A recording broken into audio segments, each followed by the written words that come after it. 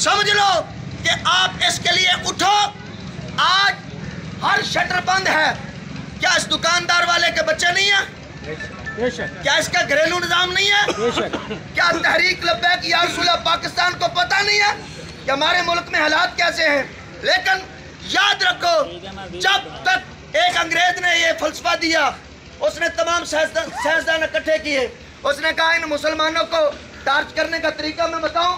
उन्हें कहा बताओ। उसने एक परिंदा लिया और परिंदा लेकर उसको 1 सेकंड के लिए ये जो बिजली है करंट लगा दिया। 1 सेकंड वो फड़का, तड़पा, 2 सेकंड, 5 सेकंड। दूसरे दिन उसने किया, उसको 2 सेकंड लगा दिया। करते करते 5 सेकंड, 10 सेकंड।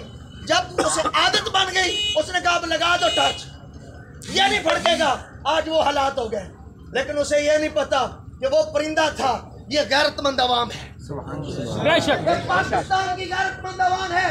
इसे तड़पना भी आता है, इसे फड़कना भी आता है, अपने हक के लिए मैदान में निकलना भी आता है। हम इस मुल्क के पत्ते पत्ते के जिम्मेदार भी हैं और वफादार भी हैं इंशाअल्लाह। इनके तो बच्चे बाहर पढ़ते हैं, इनको मुल्क का क्या पता। हमें पता है जिनकी मुल्क में जायदादें हैं, हमें पता है जिनके बाप दादा ने मुल्क बनाया है।